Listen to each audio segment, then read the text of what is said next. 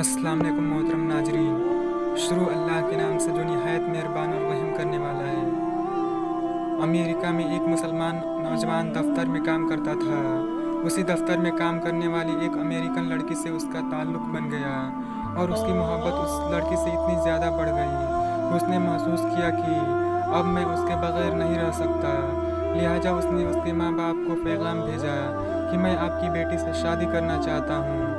उसके माँ बाप ने लड़के से कहा, हम अपनी बेटी की शादी तुमसे करवा तो देंगे, मगर हमारी एक शर्त है कि हम ईसाई हैं और तुमको भी अपना दीन छोड़कर ईसाई बनना पड़ेगा।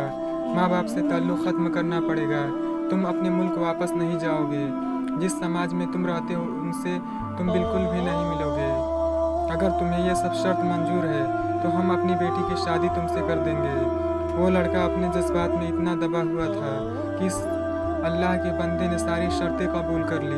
माँ बाप से रिश्ता ख़त्म किया, अजीज़ों से करीबी लोगों से रिश्ता ख़त्म, मुल्क से रिश्ता ख़त्म और जिस समाज में रहता था उनसे रिश्ता ख़त्म। हत्ता कि वे ईसाई बनकर ईसाइयों के माहौल में ज़िंदगी गुजारने लगा और उसने इस लड़की से शादी कर ली। जब उसके मुस्लिम दोस्तों को उसके बारे में पता चला तो वो बड़े परेशान हुए। कभी कभी वो उसको तलाश करने की कोशिश करते, मगर वो लड़का अपने दोस्तों से मिलने से भी घबराता। कभी कहीं से किसी को देख भी लेता तो कहीं दूर से कतरा जाता। लोग आखिर थक गए। किसी ने कहा कि इसके दिल पर मुहर लग गई है, तो किसी ने कहा कि ये इस्लाम से फिर गया है। किसी ने कहा कि इसने जहन्नम खरीद ली है। किसी ने कहा इसने बड़ा महंगा सौदा कर लिया है।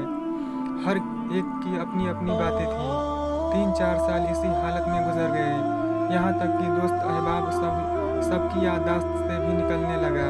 भूली बिसरी चीज़ बनता चला गया। एक दिन इमाम साहब ने फजर की नमाज के लिए जब दरवाज़ा खोला तो देखा कि एक नौजवान लड़का मस्जिद में आया है।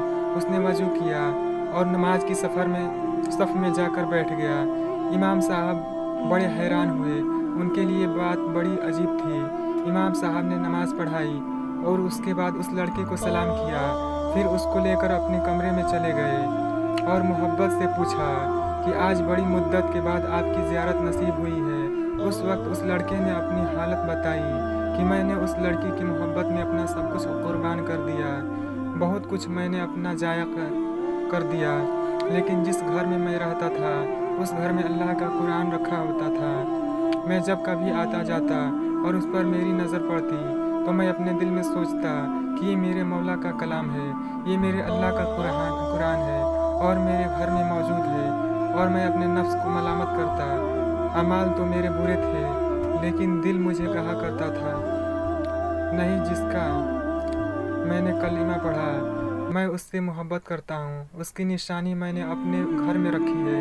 इसी तरह कई साल गुजर गए। एक दिन मैं आया और आदत के मुताबिक वहाँ से गुजरते हुए मैंने उस जगह पर नज़र डाली।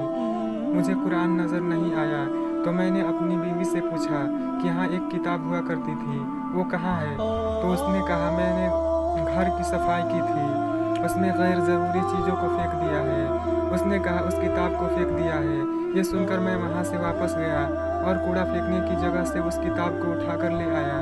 जब लड़की ने देखा कि ये बहुत ज़्यादा इस किताब का एहसास कर रहा है तो वो भी सोचने लगी कि आखिर वजह क्या है। तो लड़की ने पूछा, आखिर तुम इस किताब की इतनी फ़िक्र क्यों कर रहे हो?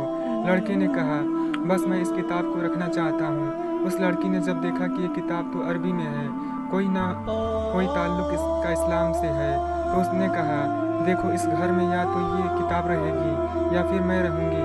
तुम्हें इसमें से किसी एक के बारे में फ़ैसला करना होगा। वो कहने लगा कि जब लड़की ने ये कहा तो मेरे लिए ज़िंदगी का अजीब वक्त था। मैंने अपने दिल से पूछा कि तूने अपने ख्वाहिशात को पूरा करने के लिए वो सब कुछ कर लिया जो तुझे नहीं करने चाहिए था। आज तेरा रिश्ता परवरदिगार से हमेशा के लिए टूट जाएगा।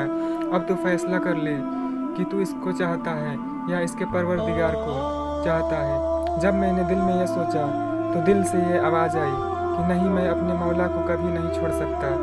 मैंने लड़की को तलाक दे दिया।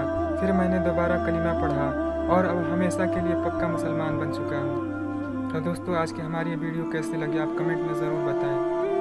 अगर अच्छी लगी तो लाइक करें, शेयर करें और हमारे चैनल को लाजमी सब्सक्राइब कर दें।